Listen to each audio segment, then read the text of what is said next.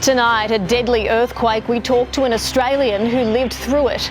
A grave mistake. Israel's apology. The death of that Australian aid worker. We cross for the latest. Paying for power. Some more help could be on the way. We cross to Canberra.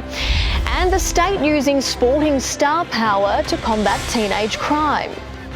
The latest from 7 News with Jerrie Demasi. Let's start tonight with that earthquake that's hit Taiwan. We can report that at least 9 are dead, more than 700 injured.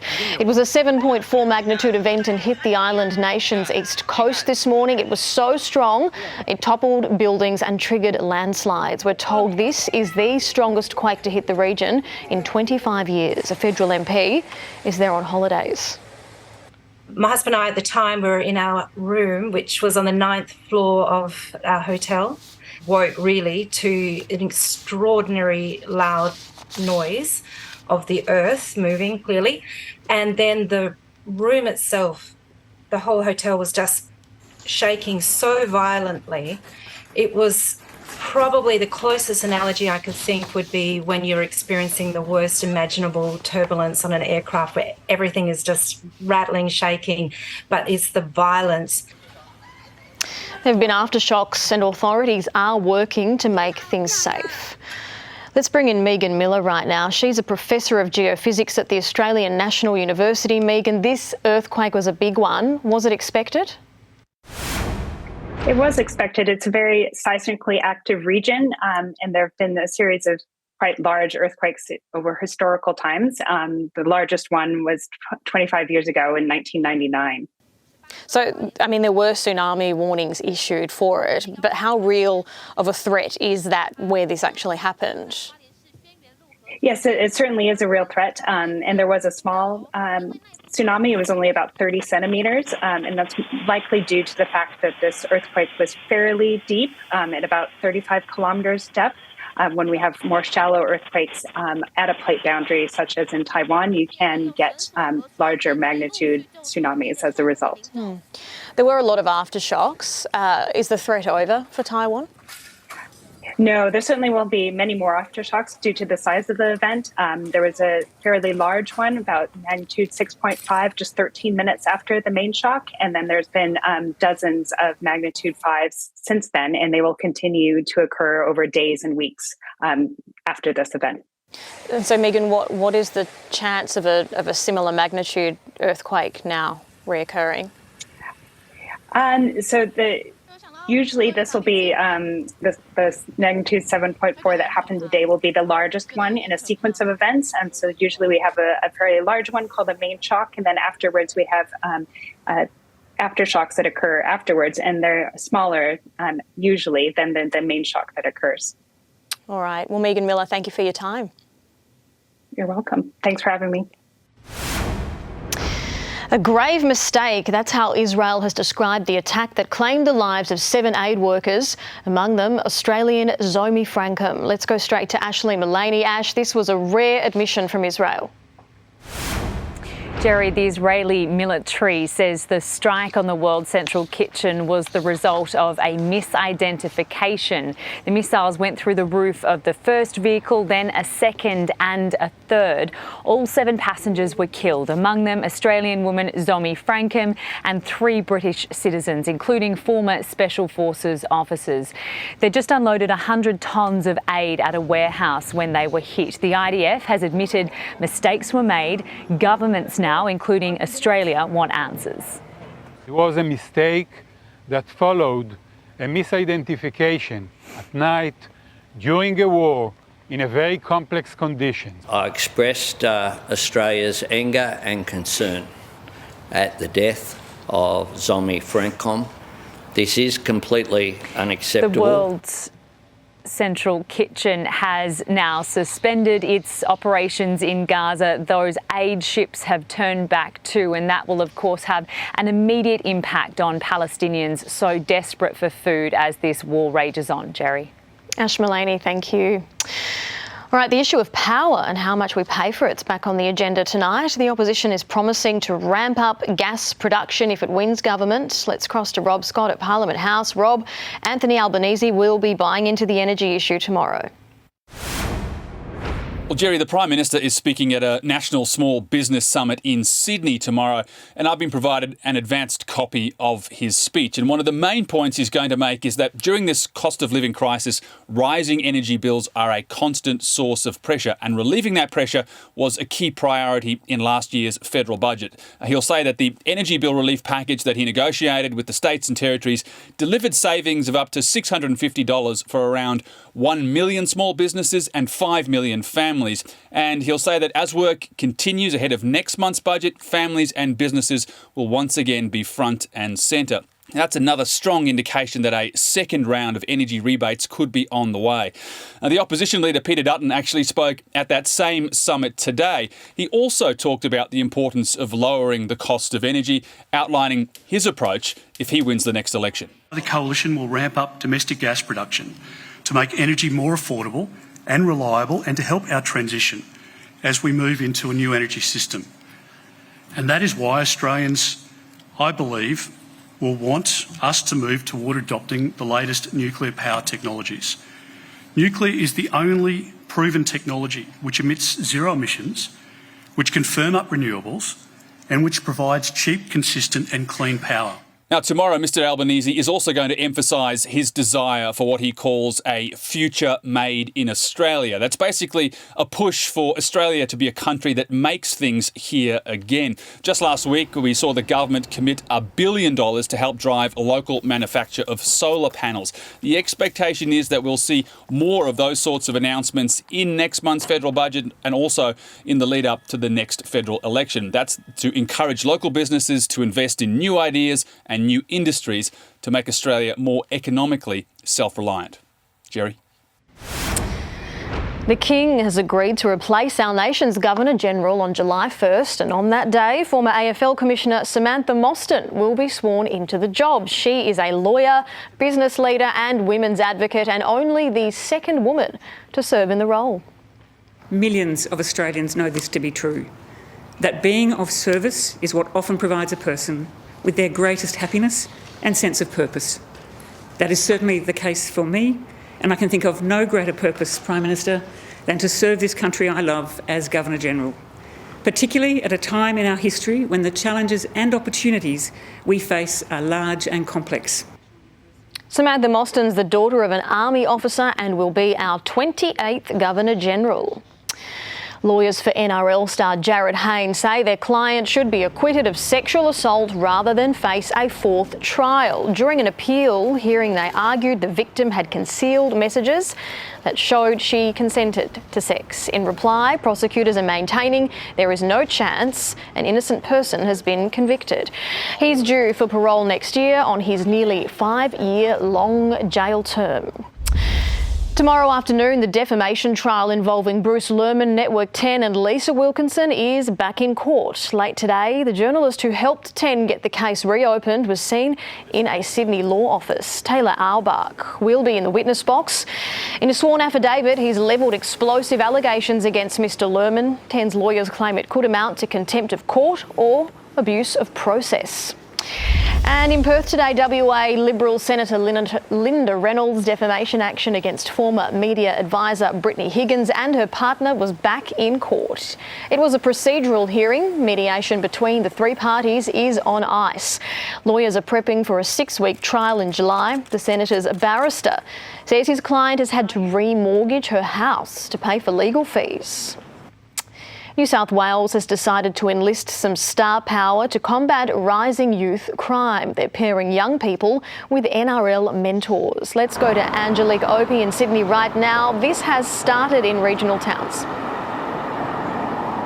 Jerry, that's right. Quite the lineup today in Moree. Senior ministers, the Premier, the Police Commissioner, NRL boss Peter V'landys, and of course those NRL stars, Latrell Mitchell and Cody Walker. Part of this scheme is a hands-on mentoring program where players guide kids through games and training, steering them away from crime. It will also include visits to community centres and clinics. Peter V'landys says this has the potential to be life-changing. Moree has become the epicentre of a youth crime epidemic. Locals fearing for their safety, Jerry. Angelique, what are police dealing with on a day-to-day basis there? Well, 7 News was given an exclusive look. Police monitoring stolen cars, responding to break and enters, and also carrying out bail checks. Some of these crimes committed by those as young as 10 years old. The New South Wales government recently announced new bail laws which would make it easier for repeat offenders to stay locked up. These new laws and the program are both being touted as welcome steps to combating youth crime crisis, but many communities across the state say there is still a long way to go. Jerry. Angelique Opie, thank you. Well, this weekend marks the AFL Gather Round, but the league's been faced with more fallout from the latest drug scandal. Let's bring in now 7 News chief football reporter Mitch Cleary in Adelaide. Mitch, we'll talk about the Gather Round in a minute, but a world doping expert's brought into the drug testing issue. Good evening, Jerry. That is Dick Pound, the founding president of the WADA organisation, the World Anti-Doping Authority, suggesting that the AFL's cover-up of its illicit drug policy is similar to the East Germany state-run programs of the 1970s. Now, everyone around AFL, including CEO Andrew Dillon, have come out today and smashed those comments, saying that they are wildly inaccurate and so far off the mark, it's not funny. But Dick Pound knows a thing or two around illicit drugs and everything that comes around that, given he was the founding member of that WADA policy. The AFL obviously coming into the news last week around its illicit drugs policy, suggesting former Melbourne doctor suggesting that players are sent off-site for drug tests to avoid detection on match day. There's still so much to be played out on this front. The AFL is reviewing its policy. We expect a new policy to come in for 2025. And Mitch, you're there for the Gather Round. How's that shaping up? Well, they've said last year was massive. They're hoping the sequel is even better. They sold 268,000 tickets last year, Jerry. They're hoping to better that again. All 9 games here this weekend are sold out, and they're hoping to up what they were able to achieve last year. Now, the key figure out of this is what the South Australian government is getting out of this. Obviously, they pay the AFL to have this weekend, where they're launching it behind us, as you can see tonight. Last year, 32% of those tickets were sold to people outside of South Australia. This year, they're estimating 38% of those tickets are from people outside of SA. So that's a huge figure in terms of the economic value it brings to South Australia. And we're hoping the footy's pretty good too. Some big games starting tomorrow night between the Crows and the Demons, live and free here on the screens of 7. All right, staying with footy, and probably not quite the badge of honour for anyone, but a 22-year-old pitch invader has been banned for life by the AFL. He jumped the fence during last week's Crows and Cats game in Adelaide. He dodged security, but not the players. He's been banned from all AFL and AFLW matches. You're watching the latest on 7 News. Ahead, WA's first death in youth detention. An inquest begins. We'll hear from the young victim of a shark attack and a new weapon as flu season looms. That and more coming up for you here on the latest from 7 News.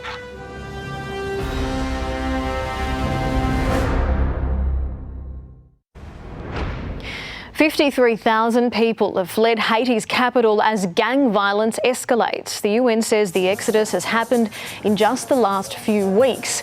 Daily shootouts and gunfire has emptied the streets of Port-au-Prince. The gangs have been attacking government installations. They've torched police stations, opened fire on the main airport and released 4,000 inmates from prison. 1,500 people have been killed during months of violence. A coronial inquest started in Perth today. It's looking into the first death in youth detention in WA. The coroner was told the teenager had threatened to harm himself 8 times in the hours before he was found unresponsive in his cell. Let's bring in Lucy Murray now. Lucy, that wasn't today's only revelation. Jerry, Cleveland Dodd's family travelled from all over WA to be here for the inquest. They heard the 16-year-old was held in a cell with a broken air vent and with water taps that weren't working. He was one of a dozen teenagers held at Unit 18. That's the troubled youth wing of a high-security adult prison here in WA. On the day he fatally self-harmed, Cleveland was allowed just an hour of recreation time outside his cell. That night, he told guards 8 times over his cell intercom that he was going to end his life. Just before 2 in the morning, the 16-year-old was found hanging from the broken air vent. He died from his injuries a week later in hospital. The council assisting the coroner said detainees threaten self-harm or actually harm themselves so regularly that staff would inevitably become desensitised. The court was shown security camera vision of the guards discovering Cleveland in his cell. A senior officer can be seen buttoning up his shirt as he walks to the scene. While Cleveland laid in that cell, gasping for breath to save himself, they strolled down the hallway, stole down to the office, came back, turned lights on, getting dressed. They just took their time. No one was running around, no one was panicking, nothing. Lucy, the inquest has been set down for 21 days. So what happens now? Jerry, the staff who are working on the night Cleveland fatally self-harmed, they'll give evidence later this week and into next week about what they saw and when. Then the hearing will be suspended for a number of months. Later this year, we'll hear from senior management and the Department of Justice. 2 rail companies have been ordered to pay fines of $500,000 for a train derailment that killed 2 drivers and injured dozens of passengers. New South Wales Trains and the Australian Track Corporation admitted there'd been a communication breakdown and they'd been at fault. It happened back in 2020. The XPT had been travelling at 100 kilometres an hour when it hit a loop with a 15k limit. One of the drivers was hailed a hero as he'd hit the brakes, preventing an even greater tragedy. A runaway sheep was behind a fire that shut down a major Perth freeway today. The animal fell from a truck. That caused a crash between 2 vehicles. One exploded into flames. It triggered gridlock for kilometres. The smoke even shut down trains. The driver of the car escaped unharmed, but the sheep did not. Now, a 13-year-old attacked by a shark who lived to tell the tale. It happened at a beach at Bundaberg in Queensland. 13-year-old Brooklyn Sauer had been having an after-school swim with her friends when it all happened. I thought it was just my friend messing with me. The sharks just come up and bit my side from behind. I didn't really see it at all. There was some that were quite deep, and I had over 200 stitches. I'm pretty keen to get back into surf lifesaving and just get back out there on my board and catching waves. Brooklyn's hoping when she does get back in the water, it'll have been her only encounter with a shark. We're being warned this flu season's going to be worse than ever before. Authorities are worried that many Australians aren't getting the vaccine. Numbers were even dropping before COVID. This year, for those eligible for a free shot, there's a new cell-based jab, Flucelvax Quad. It's a closer match to current strains. It's cell-based. It's grown in cells, not in hen's eggs. As a result, it doesn't mutate nearly as much. Flu is already surging this year. It's fairly early. We're seeing that Australians find it's an effort to go, to book, to have and to make sure they get their vaccinations. It's been a concern for a long time, and there's a sense that it's gotten even worse. There were hundreds of thousands of cases of flu last year and nearly 400 recorded deaths. A ban on replica versions of Ozempic will see 20,000 Australians cut off from their weight loss medications. It comes as the nation's drug regulator looks to crack down on pharmacies creating duplicate drugs without enough testing. The ban is set to be introduced in June. Online healthcare startups have criticised the plans. They say patients are likely to face health risks and regain the weight they've lost. Still to come, your national weather forecast, then a rare glimpse of something hidden away for a century. That's our final frame tonight. Stay with us. You're on the latest from 7.